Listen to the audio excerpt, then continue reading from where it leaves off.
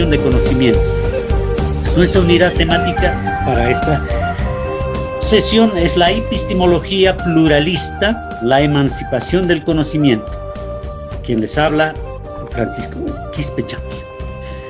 Bueno, vayamos con nuestro tema. Mira, de acuerdo a la unidad temática número 3, tenemos lo que es el crisis epistémica en la hegemonía del conocimiento.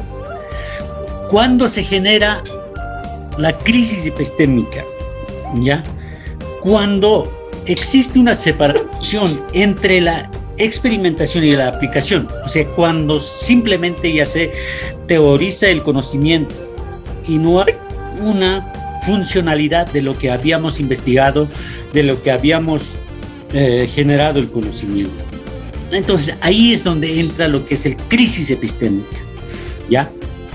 Entonces, esto es algo muy propio a contraposición de lo que es la hegemonía del conocimiento. O sea, por la hegemonía del conocimiento es que se genera el crisis epistémica. ¿Ya? Entonces, estamos diciendo ya, ahora sí, ¿qué es hegemonía del conocimiento? Es el resultado del análisis global de la investigación como un campo de poder caracterizado por la desigualdad y la estratificación, en el que las universidades de investigación ejercen un predominio hegemónico sobre otros. Habíamos dicho en las anteriores sesiones que las universidades necesariamente tienen que generar conocimiento y tienen que dedicarse a la investigación, tienen que hacer ciencia. Esa es su razón de ser de las universidades. En este sentido, mira, si nosotros analizamos nuestro sistema universitario en el país, prácticamente estamos lejos de eso. Y sin embargo, ¿por qué estamos lejos? ¿Ya? Porque el mundo, el primer mundo, podríamos decir, ¿no? O sea, Europa, Estados Unidos, las universidades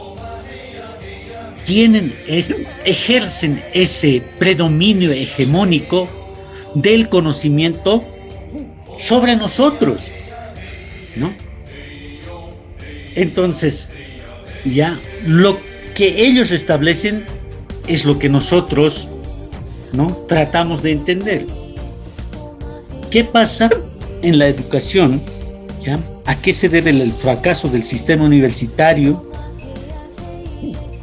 Porque el sistema universitario actualmente, ¿qué hace? ¿Ya? Replica lo que ya está establecido, ¿ya? Entonces, así nosotros consolidamos lo que es la hegemonía del conocimiento. Entonces, ¿cuál sería la razón de ser de nuestras universidades? Que creen conocimiento desde nosotros, ¿ya? Entonces, en síntesis, lo que quiere decir el del crisis epistémica en la hegemonía del conocimiento sería lo siguiente: la crisis epistémica en la hegemonía del conocimiento es el resultado de la separación entre la experimentación y la aplicación en la investigación como un campo de poder, en el que las universidades de investigación ejercen un predominio hegemónico sobre otros. Entonces, cuando existe la separación de la experimentación y la funcionalidad de la investigación, ya, ahí es donde entra en crisis la epistémica que estudia lo que es el conocimiento, ¿ya? Entonces, en esto, ¿por qué pasa esto? Porque hay una hegemonía del conocimiento, ya, de las universidades del primer mundo sobre nosotros. Por eso es que ocurre esto, ¿ya? Ese es el contexto de nuestra unidad temática, ¿ya? Ahora bien, vamos, ¿ya? De la crisis de la hegemonía epistémica occidental, ¿ya? ¿Qué es lo que podemos ver? La hegemonía del conocimiento del mundo occidental, ¿ya?, tiene esa crisis también. epistémica. ¿Por qué? ¿Qué cosa podemos evidenciar de eso? La necesidad de proponer cambios. Para aquel persona, aquel investigador, ¿ya? Las dogmas, las normativas metodológicas de la investigación son, no se pueden tocar, ¿no? Así lo han establecido, así es lo que nos han impuesto a nosotros también. Y por eso es que el fracaso de las universidades en América Latina, porque no nos dejan un espacio para promover nuevas paradigmas metodológicas, ¿no?, de la investigación, ¿ya? Entonces, ahí es por eso es que, mira, los que ejercen hegemonía del conocimiento, ¿ya?, no proponen cambios a las paradigmas, ¿ya? Ese es la realidad, ¿ya? Entonces, para ello, ¿qué? ¿No? Las alternativas a esta crisis, las alternativas de postular nuevas paradigmas está en América Latina. Es algo interesante, ¿no? En este mundo, ¿no?, capaz de consolidar la pluralidad y la interculturalidad. La pluralidad, interculturalidad. O sea, desde esa perspectiva es que se trata de plantear, desde esa perspectiva es que se abre una posibilidad para poder plantear nuevas paradigmas metodológicas. ¿Ya? Estos principios se han mantenido sin perder sus fuerzas desde los días de la conquista europea. O sea, estamos recordando algo. Mira, lo de Europa es lo más importante. Lo de Europa es lo que nosotros lógicamente le damos la razón, ¿no?, en todo sentido, ¿ya? Pero lo que nuestros conocimientos, lo que nosotros somos, definitivamente pareciera que no sirve para nada. Ya, ese es el pensamiento que nos han adoctrinado desde la escuela, ¿no? Entonces, ahí es donde se trata de abrir, cuando se dice, digamos, las alternativas, ¿no?, para contrarrestar la crisis epistémica del conocimiento europeo. Si está en América Latina, primero tenemos que despojarnos de ese tipo de pensamiento. Más adelante vamos a hablar acerca de eso, ¿ya? Este llamado al cambio de paradigma epistémico pone de manifiesto la necesidad de un nuevo saber, dice, ¿no?, que tiene como cimiento a un sujeto situado, un saber constituido desde una perspectiva emancipadora, liberadora y humana. ¿Dónde vamos a encontrar una perspectiva de nuevos paradigmas epistémicos, ¿ya?, emancipadora en América Latina y sobre todo de los pueblos indígenas, no originarios? La liberadora, o sea, que no puedan ejercer ese poder hegemónico de conocimiento que tienen las universidades europeas y norteamericanas sobre nosotros. Y ahí ese planteamiento que sea más humana, ¿ya? Yo diría más de vida, ¿no? ¿Ya?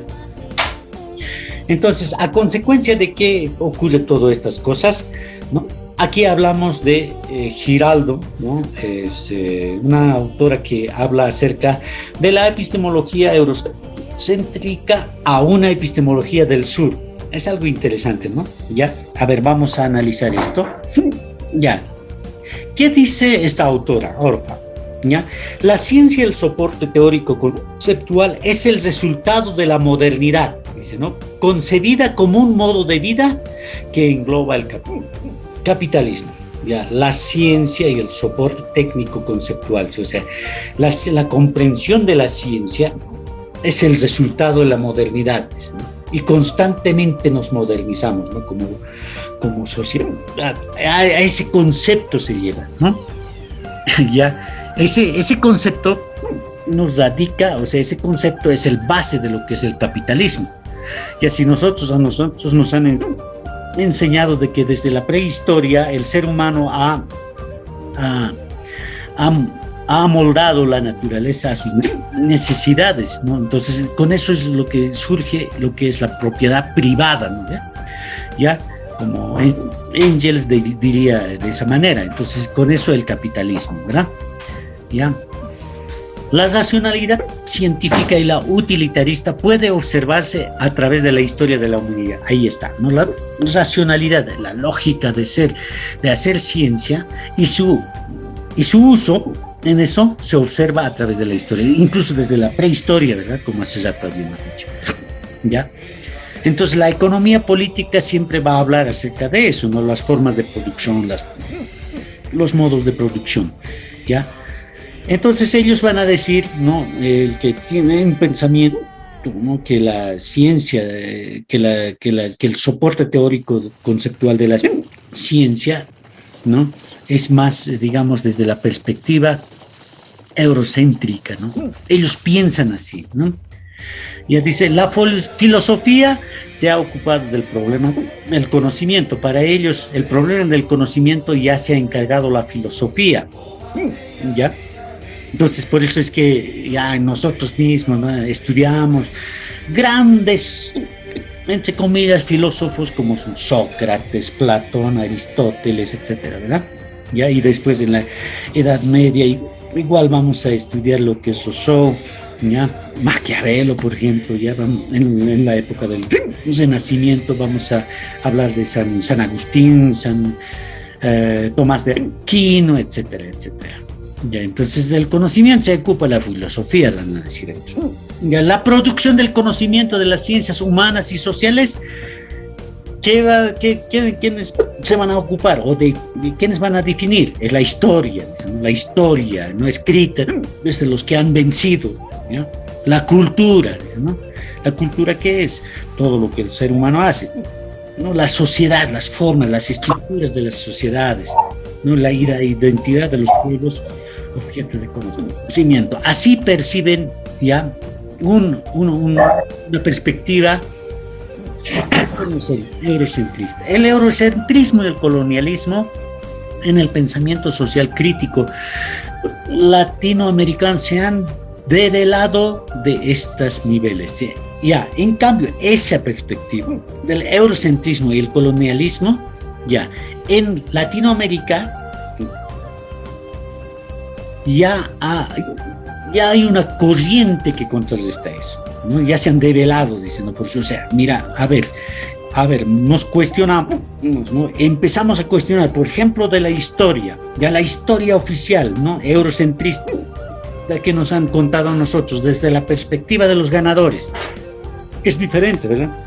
Ya. Cuando nosotros hablamos de la historia objetiva, por ejemplo, ya, como ustedes saben, hoy se recuerda la Revolución de la Paz, ¿no? El aniversario cívico de la paz es hoy, 16 de julio.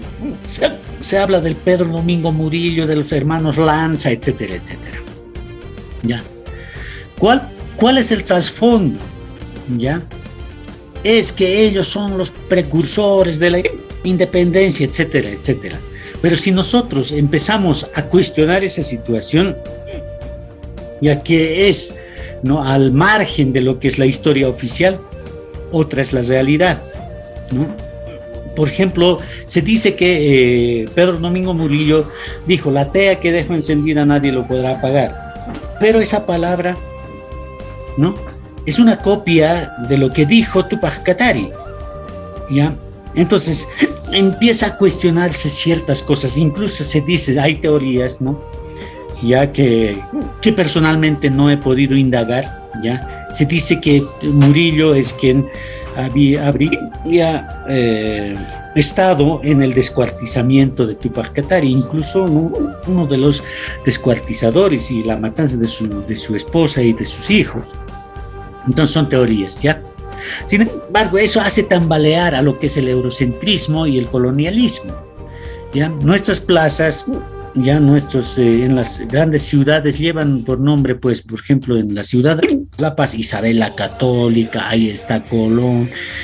Entonces, mira, y en otras ciudades es de la misma manera, ¿no? Entonces, mira, si nosotros tratamos de cuestionar todo eso, nos faltan, ¿qué cosa? Elementos, ¿no? Elementos ya paradigmáticos de la metodología de la investigación, ¿ya? Entonces, si bien este eurocentrismo ya tambalea en su razón de ser, ¿ya? Pero nosotros como latinoamericanos, incluso ya desde la perspectiva indígena originaria, por ejemplo, ya es ver desde esa perspectiva, ya cuestiona todas esas cosas, pero no tenemos ya elementos metodológicos que puedan, ¿no?, contrarrestar con objetividad frente a lo que es el eurocentrismo y el colonialismo, ¿ya?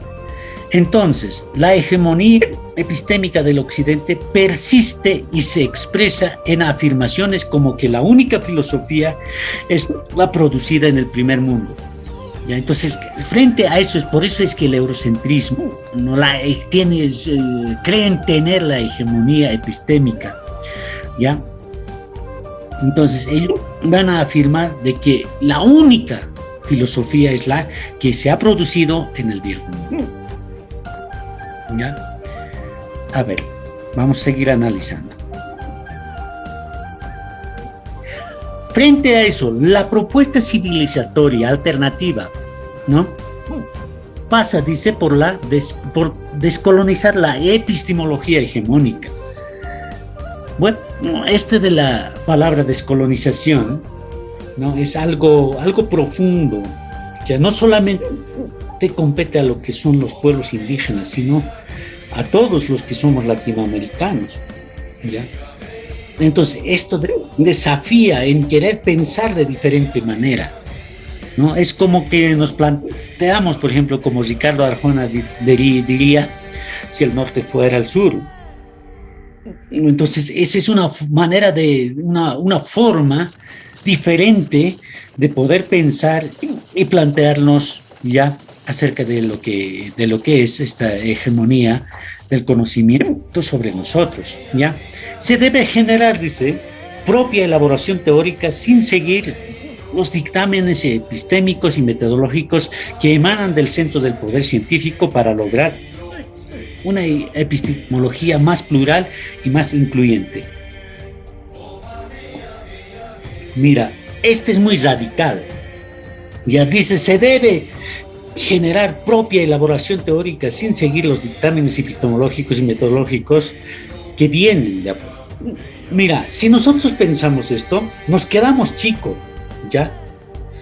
Hoy y mañana se está llevando un evento en la ciudad del Alto, en la Universidad Pública del Alto, acerca del primer encuentro de intelectuales aymaras. Año pasado se llevó el encuentro de intelectuales indígenas, ahora es de los aymaras. En esto ya existe este tipo de pensamientos radicales. Por ejemplo, hay muchos que piensan, ¿no?, idealizan demasiado las cosas y que no son objetivas ni funcionales, ¿ya? Pero hay algunos que plantean desde la vivencia, desde la experiencia de nosotros, desde lo que estamos, ya para poder proyectarnos hacia el futuro. Entonces, cuando decimos que no hay que seguir los dictámenes epistemológicos y metodológicos que vienen del centro del poder científico, ya nos estamos encerrando, ya viendo las exposiciones de hoy, por ejemplo, en ese encuentro. Ya hay muchas personas que tienen muy buenas ponencias, sin embargo se encierran. Por ejemplo, cuando decimos que nosotros no debemos seguir, ¿no?, los dictámenes epistemológicos, nos estamos encerrando, ¿ya? Así para lograr, dice, una epistemología más plural. No, si queremos lograr una epistemología más plural, nos tenemos que abrir aún más. Tomemos como ejemplo los países asiáticos como China, Japón, Corea, etcétera. No Corea del Norte, sino Corea del Sur, digamos, ¿ya? Ellos, por ejemplo, China, ellos a pesar de que se dice que son un país socialista, pero se abren aún más, ¿ya? Por ejemplo, el pensamiento, ¿ya?, de la derecha e izquierda en nuestro país, la polarización de la derecha y la izquierda, o si no podemos ser indígenas y caras, dicen, ¿no?, en el discurso político, ¿ya? Eso nos limita muchas cosas. Si hacemos eso, definitivamente nosotros no vamos a poder crecer nada, sino nos vamos a encesar. Por eso es que les decía que podamos tomar en cuenta como ejemplo a los países asiáticos, ¿ya? Ellos aman lo suyo primero, pero aman lo que es de ellos y posteriormente abrazan lo que viene de afuera. Hacen un complemento de conocimientos. A eso es lo que tenemos que llegar nosotros. No podemos desechar por el simple hecho, por etiquetar de que es del capitalismo o del socialismo, decir, mira, del capitalismo y eso no sirve y del socialismo sí sirve, entonces estamos llegando a una realidad, a una polarización que no nos va a llegar a nada, ¿ya? Ahora, por ejemplo, hoy en las exposiciones veía, otros decían Aymara, Aymara, Aymara. Personalmente, yo soy quechua, ¿ya? Entonces, cuando ellos dicen Aymara, es Aymara, entonces, ¿dónde quedamos nosotros? ¿No? También somos indígenas, ¿ya? Pero el etnocentrismo que se encierra, ¿no? Los demás no sirven, ¿no?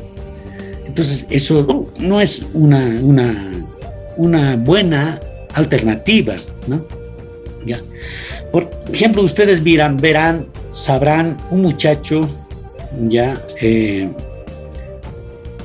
Lo subió a la estatua de Cristóbal Colón y le rompió la nariz, lo machucó, ¿verdad? Quería derrumbar. Ya, pero a este muchacho, como se ha vuelto una noticia ya muy bullada en nuestro medio, entonces le invitaron a un medio de comunicación. Y a este muchacho, yo expectando, ¿no?, cuál es la respuesta. Y grande fue la decepción, porque no supo cómo responder, ni siquiera tenía un fundamento el por qué lo hizo así.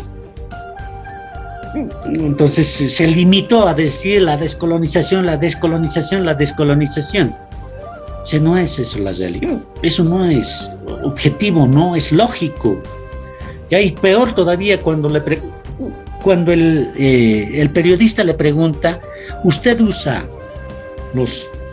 las nuevas tecnologías de información, por ejemplo, ¿no?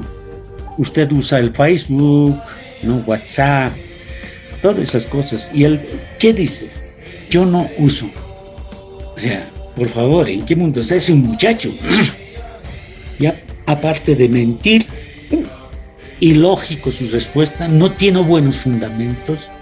Entonces, a veces llegamos a eso cuando desechamos los demás. Pero existe también otro hermano que es Aymara, ¿ya?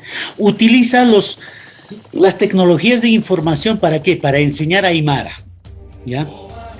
Utiliza las tecnologías de información para difundir sus conocimientos en Aymara. Ha sido parte de la traducción del Facebook en Aymara, ¿ya? Ha sido parte del impulsor para poder incluir el idioma Aymara en Google, en Google Traduction, ¿no? Ahí, ¿ya? Estoy hablando del hermano Rubén Hilario. ¿Ya? Entonces, mira cómo él, siendo Aymara, él es Aymara, defiende la Aymara, es una activista Aymara, ¿ya? Pero cómo hace un complemento de la tecnología, ¿no?, para beneficiar, para poder hacer conocer, para plantear los nuevos conocimientos, ¿no? Entonces, ese tiene que ser la lógica que nosotros tenemos que tomar en cuenta, porque si nosotros, si vamos a decir, por ejemplo, si nos vamos a encerrar solamente lo vamos a desechar todo lo que son los corrientes epistemológicas, o si no las normas epistemológicas y metodológicas del poder científico, desechamos y generamos nuestro propio. Entonces no vamos a hacer un complemento de conocimientos, y si no hacemos el complemento de conocimientos, no vamos a generar nuevas paradigmas metodológicas para la investigación. Entonces estamos ahí ya un poco, no estaríamos en lo correcto, ¿ya? Eso. Dice, este proceso debe ser la de reflexión que proponga nuevas formas de concebir la construcción de conocimiento. Ahí está, ¿no? Nuevas formas de construcción de conocimientos. ¿Cómo tienen que ser las nuevas formas para conocimientos, o si no construir alternativas a esta eurocentricidad? Implica un proyecto de transformación social, política, epistémica y humana. O sea, mira, la hegemonía del conocimiento eurocentrista está en debate. Ya de ahí es que viene la crisis epistémica, ¿verdad? Frente a eso, nosotros, ¿qué vamos a hacer? Tenemos que plantear alternativas paradigmáticas de la metodología de investigación. Esto tiene que ser para la transformación social, política, epistémica y humana. Necesariamente, ya tenemos que plantearnos desde nosotros esas alternativas paradigmáticas, esas nuevas paradigmas metodológicas de la investigación. A ver, de acuerdo a la metodología, ¿no?, occidental, europea, ya nos han puesto nosotros cuáles son los métodos que podemos utilizar en una investigación. ¿Ya? Incluso nos han dado las técnicas, ¿verdad? Una de las técnicas para recabar información, por ejemplo, la encuesta, ¿verdad? Entonces, si alguien va con su cuaderno, ¿ya?, para recabar información, va a tener un tremendo fracaso. Entonces, su investigación, ¿cómo va a ser? Superficial, desde una perspectiva de afuera, ¿no? Pero queremos entender desde adentro. Por ejemplo, vamos a poner, queremos saber cómo es el pensamiento, cuáles son los conocimientos ancestrales indígenas originarias de una comunidad. Si nosotros vamos con nuestro cuaderno, con nuestro banco de preguntas, no vamos a conseguir casi nada excepto un sí y un no. Eso es lo que pasa. Entonces, nuestra investigación vamos a hacer viendo superficialmente de lo que es esa comunidad. Pero si nosotros, ¿cómo vamos a lograr realmente escribir desde adentro, sistematizar esa información desde adentro? ¿Cuándo puede ocurrir eso? ¿Ya? Personalmente yo le llamo técnicas de testimonio. ¿Ya? Si tú vas con una grabadora, o sino con algún artefacto electrónico para poder grabar, no vas a conseguir casi nada la información, ¿ya? Solamente superficial. Pero si queremos entender realmente, necesitamos técnicas de testimonio. ¿Cómo es esto? Si llegamos a una comunidad indígena, encontramos a una persona, ¿ya?, digamos que está trabajando sus sembradíos, nosotros nos tenemos que poner a sembrar, no a cultivar sus sembradíos. Solamente así vamos a poder adquirir información, ¿ya? Entonces, esa nueva forma, nueva técnica, ¿ya?, nos tiene que servir como base para plantearnos nuevos paradigmas de metodología de investigación. Otro ejemplo, el comercio informal en las ciudades. Si nosotros vamos con nuestro dispositivo para recabar información, grabando lo que vamos a preguntar, lo único que vamos a tener respuesta es o sea, del 100% de información vamos a recabar, ¿no?, un 30% de veracidad, el 70% va a ser falaz. Pero si nosotros realmente queremos encontrar una respuesta a lo máximo, digamos, unos 80-90% de realidad. Entonces tenemos que adentrarnos. Si un comerciante está dedicado en el comercio informal, no simplemente no va, digamos, a hacer preguntas, sino vivirlas. Entonces vamos a tener que ir, ¿no?, juntamente con esta persona, ¿no?, saber de dónde se provee de las mercaderías, ¿no? ¿Cuál es su entorno, por ejemplo? ¿Cuál es el trato que tiene con los demás? ¿No? ¿Cuánto de capital tiene? Si preguntando no vamos a poder lograr la realidad, pero viviendo vamos a acercarnos casi al 100% de lo que de la realidad de ese contexto. Entonces,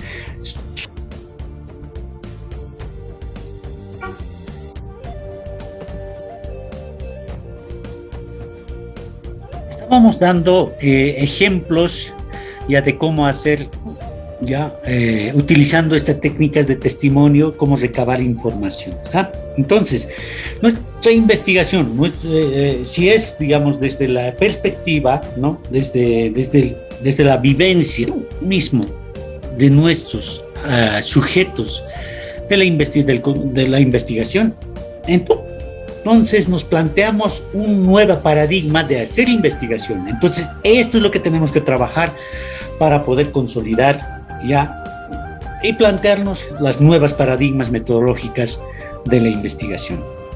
Aquí dice, la decolonialidad del saber implica una interculturalidad que se abra espacio en el debate epistemológico y la sabiduría ancestral sin dicotomías ni subordinaciones basado en la complementación. Ahí, ¿no? Por ejemplo, con el punto 2, este último punto se contradice, ¿no? El punto 2, ¿qué dice? Dice, sin seguir los dictámenes epistemológicos y metodológicos, pero aquí habla de la complementariedad, ¿no?, basado en la complementación. Eso es fundamental, mis estimados, ¿no? O sea, tenemos que hacer un complemento de saberes, un complemento de conocimientos para poder generar una nueva perspectiva paradigmática, ¿no? Una nueva perspectiva paradigmática en la metodología de la investigación, ¿ya? Entonces, para nosotros tenemos que desechar de la mentalidad, ¿no?, si queremos la descolonización, como se había planteado en el punto 1, tenemos que sacarnos de la mente lo que es la izquierda y la derecha, tenemos que sacarnos de la mente lo que es el socialismo y lo que es el capitalismo, sino tenemos que hacer un encuentro de esas ideologías, ¿ya?, y plantearnos una nueva, ¿no? ¿Ya? Pero ese sería desde la perspectiva idealista, ¿verdad? ¿Ya? Lo ideal sería eso, ¿ya? Pero lo real siempre va a ser presente, tiene que ser presente en nuestras investigaciones del conocimiento. Porque cuando una investigación es ideal y ya no es una investigación que va a responder a los problemas urgentes que tiene la sociedad, ¿ya? Si no, se va a convertir en un idealismo, ¿no? Entonces ya la ideología, sí, es bueno, sí, van a ser una nueva ideología, ya, pero no va a responder a las necesidades de la sociedad. Nosotros tenemos que trabajar de que esto pueda tener objetividad y funcionalidad, ¿ya? Si no, es mero enunciado, ¿verdad? ¿Ya? Por ejemplo, mira, uno de los resultados de la investigación aplicada es acerca del uso y el abuso del plástico, ¿ya? Cuidado del medio ambiente, ¿no? Ya como un proyecto se lanza en las unidades educativas. Mira, quizás en esto ustedes me juzgarán, ¿ya? Pero les quiero mostrar un punto de vista personal. Por ejemplo, vamos a hacer, dicen, ¿no?, de técnicas, ¿no?, del área de técnicas, ¿no? Vamos a reciclar, ¿ya? Pero ¿cómo los reciclan? Para reciclar, ¿qué es lo que piden? un maestro o una maestra a los educandos, a los pequeños, a los niños, ¿ya? ¿Qué es lo que piden? Ya, una botella PET. Pero para que esta botella PET pueda ser utilizado de manera reciclada, le piden ahí, van a colocar encajes, hay que pintarlo con acuarela. Mira, ¿qué estamos haciendo? O sea, se supone que, que la mitigación ¿ya? Del uso y abuso del plástico tiene que reducir, no generar aún más, ¿no? Personalmente yo he visto eso en todos los años. Tengo 2 hijos que están en el colegio, entonces constantemente cuando ya vamos a hacer con plástico, ¿no? Pero generan más basura. Entonces eso ya no es mitigación, estamos mal, o sea, estamos enfocando mal, digamos, algunos resultados de las investigaciones. Entonces nosotros ya tenemos que pensar en eso, ¿no? Por eso es que es necesario pensar desde adentro, ¿no? Desde nosotros, desde la vivencia, porque es más fácil copiar de afuera, ¿no? Y tratar de imponer a los demás, pero es más difícil desde nosotros, pero hay que hacerlo, a eso estamos llamados. Ya. A ver, ahora en la construcción de los conocimientos desde nosotros, por ejemplo, ya hay una posición, ya no me acuerdo muy bien quién es este personaje, decía lo siguiente, ya, la mitigación del calentamiento global, ya, está en los saberes y conocimientos científicos de los pueblos indígenas originarios. Y yo me ponía a pensar, y entonces ustedes también pueden reflexionar. La mitigación del calentamiento global, ¿no? La respuesta para la mitigación del calentamiento global está en la sabiduría de los pueblos indígenas y originarios. ¿Por qué? Porque el pueblo indígena originario vive en armonía con la naturaleza, ¿ya? La crianza mutua. El indígena, ¿para qué cría una vaca? Para vivir de ella. Un indígena, ¿para qué siembra? ¿No? O sea, cría las plantas para vivir de ella, ¿no? O sea, para que esas plantas puedan criar al ser humano, esos animales que también puedan criarnos a nosotros. Eso se llama crianza mutua. Ya, entonces ese es el pensamiento. Ya, entonces cuando dice que la mitigación del calentamiento global está en el conocimiento y sabiduría ancestral, tiene lógica y razón de ser, ¿ya? Pero lo que pasa es que nosotros no somos capaces de sistematizar esos conocimientos, ¿ya? Nos dejamos llevar con el idealismo o sino con el romanticismo, ¿ya? Y esos son perjudiciales. Ya, tenemos que ir a lo objetivo, ¿ya? Para eso es la epistemología, objetividad. Por ejemplo, mira, Laboratorios INTI, que está centrado en la ciudad de La Paz, ¿ya? Su producto más famoso y más vendido a nivel Bolivia y el mundo es el mentizán, resultado del conocimiento de los pueblos indígenas originarios y ya concretado o materializado por un laboratorio occidental. ¿Ya cómo lo hicieron estos? Ya vieron ya cómo ha sido la medicina tradicional de los pueblos indígenas. Es eucalipto, pino y el huira huira, ¿no? La chancaca, solamente eso. Y ahí tenemos el mentizán, que es un medicamento muy, muy utilizado porque sirve para los resfríos, para las ronqueras, ¿no?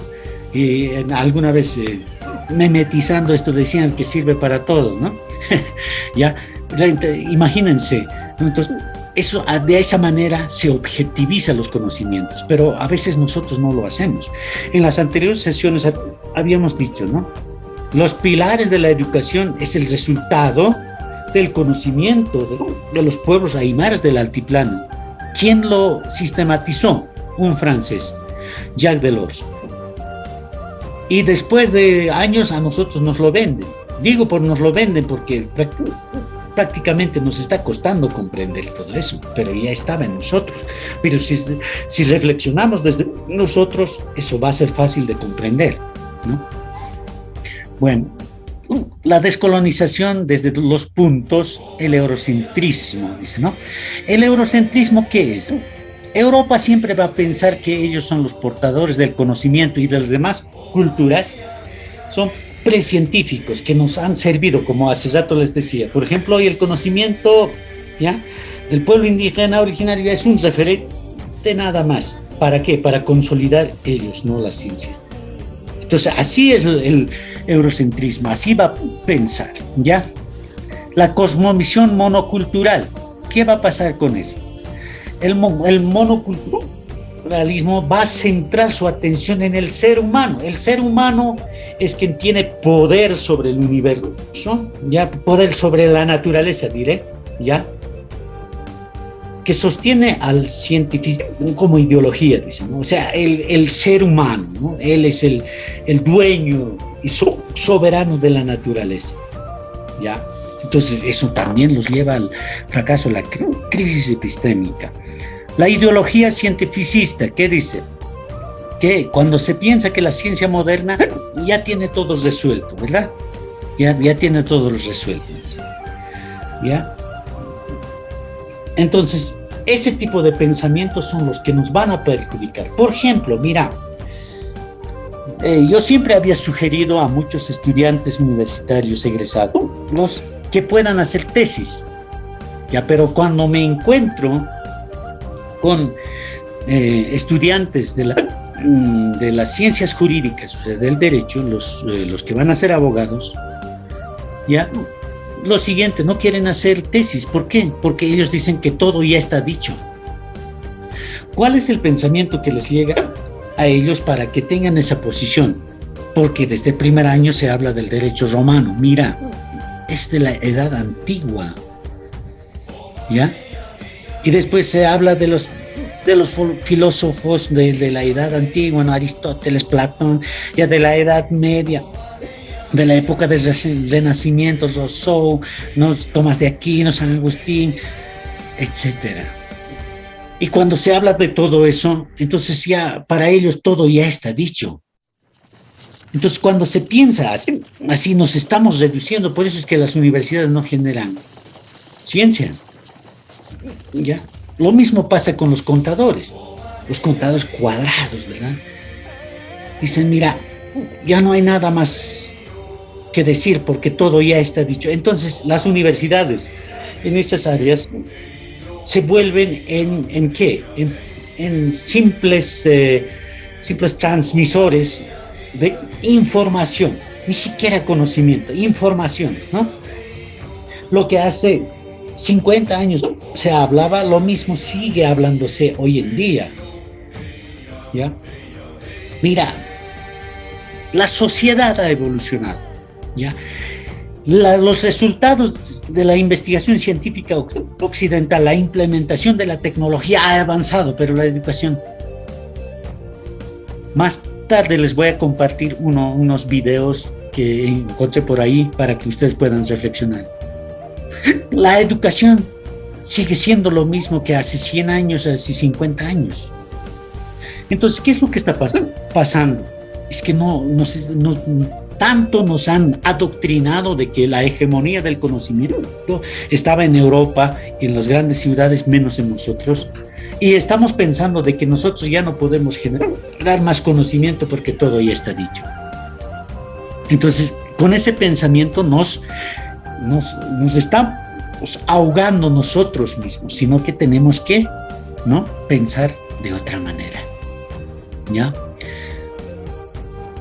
Investigación y producción de conocimientos desde la emancipación. Ahora la emancipación. Vamos a tomar en cuenta la emancipación no como un rechazo de otros conocimientos, sino la emancipación, vamos a comprender el conocimiento desde la emancipación como la revitalización de nuestros conocimientos frente a la crisis epistémica del Occidente, ¿ya? Producir conocimientos propios, dice, implica una manera distinta de entender la investigación, porque no se limita solo a una lógica de la realidad, ¿ya? Entonces no tenemos limitación, no debemos tener esas limitaciones, ¿ya? Tenemos que plantearnos nuevas paradigmas metodológicas, ¿no? Cuando se nos enseña a aplicar una metodología para construir conocimiento, nosotros no somos conscientes del proceso de producción del conocimiento. Entonces nos estamos llamando a nosotros mismos de que ya tenemos a la conciencia ya del proceso de producción de conocimiento, ¿ya? Entonces ya no tiene que basta, ya no tiene que ser suficiente los elementos de la metodología o sino las normas de la metodología de la investigación, sino plantear nuevos paradigmas, ya desde nuestra perspectiva, desde nuestra realidad. Cuando uno aprende únicamente el proceso de aplicación, entonces solo se esperan recetas dadas y resultados automáticos. Eso es tan evidente, ¿no? Ya. Las teorías, dice, son síntesis de realidades determinadas, y dado que no todas las realidades son las mismas, las teorías no son aplicables al análisis de cualquier sociedad. Eso es lo que pasa en nuestra sociedad y nuestro país, ¿ya? ¿Qué pasa en nuestro país, por ejemplo? Mira, todo copiamos y lo hacemos mal. En el pasado igual era, ¿no? Los gobiernos neoliberales hasta copiaban normas, ¿ya? Por ejemplo, en cuestión de las normas, es algo interesante. Si nosotros no planteamos una ciencia jurídica desde nosotros, entonces nuestro sistema sería finalista y no inquisitiva como lo es ahora, ¿ya? Terminaríamos con los cárceles, no serían necesarios los cárceles. Ahora, por ejemplo, cuando hay más, por ejemplo, digamos, la ley 348, se supone que va a proteger a las mujeres de la violencia, ¿no?, ejercida del hombre hacia la mujer. Una vez que ha salido esta norma, las estadísticas arrojan cifras alarmantes acerca de lo que es el feminicidio. ¿Por qué pasa eso? Porque no responde a nuestra sociedad. Porque nuestra sociedad es diferente, ¿no? Nuestra sociedad, ¿qué dice? Mira, una señora que es golpeada, ¿qué le dice al marido que le golpea? Dice, mira, si me tocas te denuncio. Entonces el marido, por su idiosincrasia de nuestra realidad contextual, ¿qué va a responder? Si me va a denunciar, entonces le daré buena razón. Estamos hablando en términos muy coloquiales para que se pueda entender. Esa es la realidad. Ahora, cuanto más severos son las normas, más osado es el delincuente, ¿no? Entonces, ¿dónde está el meollo? O sea, el raíz del problema en la educación. Si nosotros nos vamos a plantear nuevos paradigmas metodológicas, ¿no?, de crear conocimientos y plantearnos nuevos paradigmas epistemológicas, pedagógicas, todo eso, vamos a tener una sociedad más ¿cómo se podría decir?, más avanzada, ¿ya? Por ejemplo, mira, en Holanda ya no hay cárceles. ¿Por qué? Porque ellos lo primero, lo fundamental es la educación. Ya ahora, por ejemplo, hablemos de Japón. El emperador de Japón ya no se inclina para nadie, excepto solamente se inclina para los profesores. ¿Por qué? Porque ellos consideran que la educación es fundamental para el desarrollo. Mira, yo trabajaba en una ONG, ¿ya? Estaba encargado de centros educativos, ¿ya?, a nivel Bolivia, ¿ya? Entonces, aquí llegan unos finlandeses, ¿no? Y al finlandés a mí me presentan como que yo era una persona que estaba encargada de la educación. Entonces, esta persona de Finlandia se acerca a mí y me saluda con esa reverencia que yo no merecía.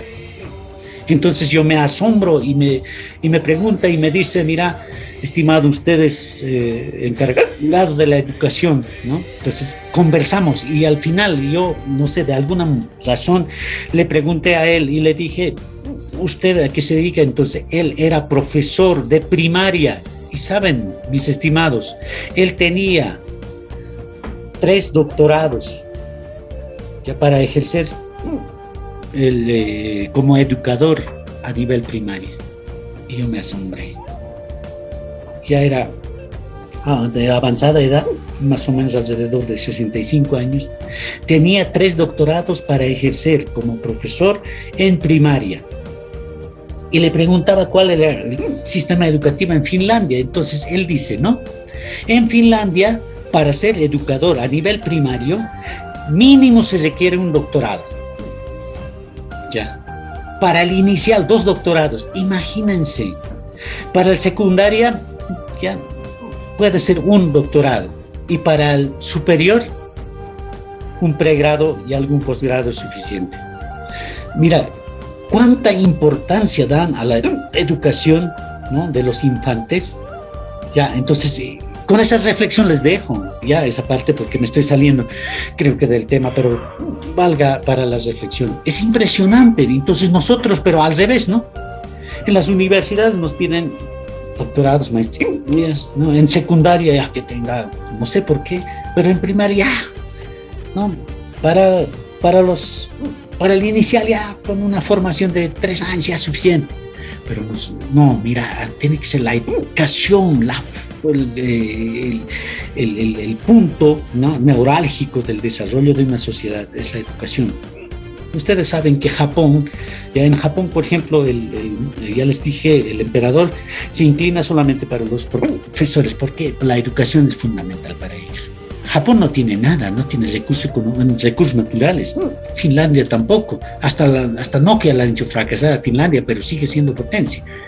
Entonces, son realidades, ¿no?, que nos puedan servir a nosotros. Y nosotros, ¿no?, nosotros que somos encargados de la educación, tenemos que pensar seriamente en estos aspectos. Ya, criterios para la investigación, ¿no? Para los criterios para la investigación y producción del conocimiento tenemos que partir de la realidad, ¿ya? De la vivencia del investigador. Hace rato ya habíamos hablado acerca de las técnicas de testimonio, ¿no? Tenemos que vivir esa realidad y no de la experiencia, porque de la experiencia nuestra investigación solamente va a descifrar ya solamente de manera superficial, de afuera. Entonces no va a tocar puntos esenciales de lo que queremos hacer, de nuestro objeto de estudio, ¿no? El vínculo de los sujetos con la realidad se da a través de la experiencia, no de la teoría. Entonces, una vez que nosotros ya empezamos desde la vivencia, vinculamos con los sujetos ya de estudio con la realidad, ¿verdad? ¿Ya? ¿A través de qué? A través de la experiencia. Entonces vamos dando pasos, ya, y no de la teoría, dice, ¿no? Y después viene lo que es la teoría. La experiencia nos relaciona con la realidad, dice, ¿no?, que estamos viviendo, con lo que hemos vivido y con los conocimientos que podemos generar. Recién viene lo que es la teoría. Ya. A ver, esto. ¿Cómo la relación con la teoría, dice, ¿no? Han existido reflexiones metodológicas, educativas, pedagógicas, didácticas sobre la educación. Y el desafío reside en no repetir lo que está escrito, sino en cambiar la manera en que nos relacionamos en la teoría. Cuando es más fácil quizás no repetir, digamos, ¿ya? Pero no estamos generando conocimiento, sino que estamos simplemente nos convertimos en transmisores de información. Los niños, por ejemplo, están en la época de formación, no están para recibir información, no, están en formación. Entonces ahí es donde tenemos que trabajar. Y hay mucho que, mira, desde esta perspectiva ya estamos queriendo hacer tambalear los dinteles de lo que es el sistema educativo de nuestro país, ya nos queremos lanzar más allá, ¿no? O sea, no queremos simplemente quedarnos con lo que ya está establecido. O sea, mira, esa es la idea, ¿no? Esa es la idea, mis estimados. es necesario aprender a resignificar la teoría ya existente, a reorganizar, a dotar de nuevos contenidos a esa teoría. Ahí está, mira, dice, no, aprender a resignificar, dar un nuevo sentido a lo que es la teoría ya establecida, ¿no? ¿Ya? A reorganizar, ¿ya? Y dotar nuevos contenidos a esta teoría. Ese es el punto, ¿no? Hace rato habíamos dicho de los reciclajes, ¿ya? Nos pueden decir cómo hay que hacer el reciclaje, pero nosotros tenemos que realmente que con ese trabajo, ¿ya? Realmente podamos aportar a la mitigación, ¿ya? Del exceso de la basura, o sino del exceso del manejo de lo que es el plástico, por ejemplo, ¿no? ¿Ya? Esto se requiere una valoración. Sin la valoración, ¿no? No hay una respuesta. Y un poco nos salimos de lo que es nos salimos del marco del concepto de la humanidad. ¿Ya? Bueno, a manera de conclusión, mis estimados, ¿ya? Con esta reflexión nos vamos ya esta noche. Dice, los maestros, ¿ya? Deben convertirse en protagonistas de la producción y recuperación de saberes y conocimiento. Ahora, los maestros estamos encargados, tenemos que hacer que los estudiantes puedan ser protagonistas de la producción y recuperación de los saberes. Con esa reflexión termino. Muchas gracias, mis estimados. Ahora sí, vamos a las intervenciones, ¿ya? Yo sé que ustedes tienen, ¿no?, esas ganas de poder, ¿no?, argumentar o quizás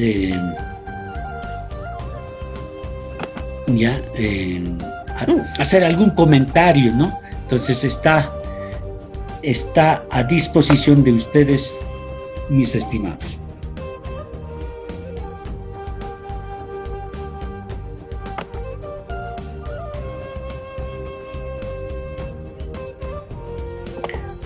¿Alguien que quiera decir algo?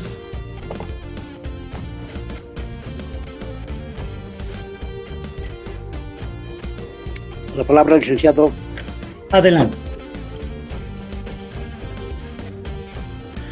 Estaba hablando del capitalismo y del idealismo. A mi modo de entender, son dos corrientes antagónicas, ¿no?, en donde se plasma el ideal y el capital. No sé si estará bien en que los idealistas creen, digamos, en algo que sus sentidos no lo perciben. En cambio, los capitalistas, a través del materialismo, creen en que los sentidos, digamos, puedan captar, puedan ver, y entonces ese tipo de investigaciones contradictorias que hasta la fecha no se han podido dar, digamos, una sola, digamos, ¿no? Entonces, ¿por cuál más o menos estuviéramos yendo dentro de aquello del capitalismo o del idealismo? Bueno, los corrientes que son antagónicas son el idealismo y el racionalismo, ¿no? O realismo, ¿ya? Y mira, lo ideal es importante, porque de las ideas surgen el conocimiento, todo eso, ¿verdad? ¿Ya? Pero lo más adecuado es que parta desde la realidad, desde el realismo, ¿ya? Ahora, en cuestión a lo que es el capitalismo, que son antagónicos con el socialismo, mira que esas dos cosas que no se van a poder entender, sí, y nosotros tenemos que pensar, eso, ¿en qué medida nos ayuda a nosotros? Mira, hemos visto el fracaso del capitalismo, también hemos visto el fracaso del socialismo, pero nosotros, ¿cómo podemos ver desde esa perspectiva? O sea, mira, sin rechazar ni uno ni lo otro. Eso es a veces complicado comprender para nosotros, ¿no? Es que nos dicen, ¿no? Es si bien eres socialista, entonces dejas de ser capitalista. Pero si bien eres capitalista, entonces dejas de ser socialista. Pero en la práctica es algo diferente, ¿ya? Por ejemplo, tenemos pseudo-socialistas que pregonan, profesan el socialismo, pero en realidad, en la práctica, ¿no? En su esencia, ¿qué son? Capitalistas, ¿no? Por ejemplo, muchos dicen que los pueblos indígenas, ¿ya? Hablaremos de los aymaras, ¿no? Se supone que son socialistas, así, ¿no? Muchos teóricos, ideólogos lo plantean de esa manera, pero en realidad, en la práctica, ustedes a ver si se pasan por la ciudad del Alto o si no puedan buscar en Google semejantes palacios, ¿no? Construidos, propietarios, aymaras, mamanes, condores, quispes. Entonces, ¿qué estamos hablando? Pero en el discurso son socialistas, pero en la práctica son capitalistas. Entonces, ahí es donde tiene que nacer, ¿no? Una nueva paradigma, ¿ya? Una nueva paradigma, incluso ideológica, ¿ya? Esa es la idea. No sé si le he aclarado. A ver, alguien... Sí, está más bien claro. ¿Ya? Yo estoy de acuerdo con lo que usted dice, ¿no? A veces la teoría uno lo manifiesta, ¿no? Diga, ahí, pero el accionar mismo y la práctica mismo de ellos, entonces es contradictorio a lo que dice, ¿no? Y no nos olvidemos también de que toda sociedad es producto, digamos, del tipo de gobierno que tiene, ¿no es cierto? Entonces es muy amplio, es muy profundo para poder, digamos, llegar a una conclusión bien sólida respecto a esta situación. Porque hoy mismo decimos, como usted decía, digamos, somos pseudo socialistas, pero ¿y cuál es nuestro accionar? ¿No es cierto? Entonces propendemos al capital, a lo económico, ¿no es cierto? Entonces parecería que por ese lado fuera más nuestro interés. Entonces estoy de acuerdo con que también usted dice, una investigación tiene que partir de la realidad. Las cosas tienen que ser, digamos, objetivas. ¿Para qué? Para que a partir de aquello podamos, digamos, construir un conocimiento, ¿no? Entonces, sí, la realidad y el contexto yo creo que es fundamental para que podamos nosotros poder llevar adelante aquello. Así es. Muchas gracias, estimado. A ver, no sé si tenemos menos de 5 minutos. ¿Ya? ¿Alguien más, quizás? Licenciado Francisco, hace rato usted mencionaba de que una reunión han tenido algún encuentro donde se quería destacar, ¿no? Se destacaban mucho los aymaras. ¿No estaríamos llegando a una aculturización, queriendo que una cultura sobresalga encima de otra? Ese es el problema, ¿no? Ahorita ya hemos cambiado, ¿no? Ese es el problema. Entonces, cuando se idealiza, eso es lo que ocurre, ¿no? Porque, por ejemplo, en ese encuentro, ¿ya? De los 10 ponentes, ¿ya? 8 eran ideólogos, ¿ya? Que idealizaban toda la idea, o sea, el romanticismo aymara, no tratando de imponerse sobre las demás culturas, ¿no? Por ejemplo, plantearon que eso es algo real también, ¿no? Cuando los aymaras están en todo el mundo, etcétera, pero cuando se hablaba de la nacionalidad, entonces ahí es donde ya han tenido complicaciones, ¿no? Entonces, cuando es idea, simplemente queda en la nube, ¿ya? Pero cuando es real, ya estamos planteando de otra cosa, ¿no? Cuando es real, ya estamos planteando, mira, si los aymaras plantean de esa manera, ¿no? La geopolítica aymara, podríamos decir, ¿ya? ¿No? Que tratan de ver a las demás culturas como subyugantes. Entonces, ¿dónde quedamos nosotros, verdad? Ya, yo soy del norte de La Paz, ya originalmente, ya, entonces ahí, por ejemplo, hablamos quechua, pero no somos quechua, ya somos de una nacionalidad muy distinta. Entonces, ¿dónde ya quedamos? Ahora, si los quechuas se van a reunir de esa manera, también nos van a decir que nosotros ya somos parte de los quechuas, no, sino que estamos, entonces, por eso es que les decía, ¿no? O sea, si la investigación parte desde nuestra realidad es diferente, ¿ya? Pero cuando se idealiza, llegamos a ese tipo de posiciones románticas sobre un determinado cultura o nacionalidad, como los aymaras, por ejemplo, ya quieren subyugar a todos, ¿no? A todos, o sea, sus argumentos parecieran que son tan lógicos, pero son ideales, no son reales. Entonces, ahí es donde tenemos que poner en balanza nosotros, a ver, ¿no? Esto y lo otro, y hacer un encuentro de conocimientos, un encuentro de realidades, ¿no? Para poder gestar, ¿no? Nuevas paradigmas metodológicas, nuevas paradigmas epistemológicas, ¿no? Para crear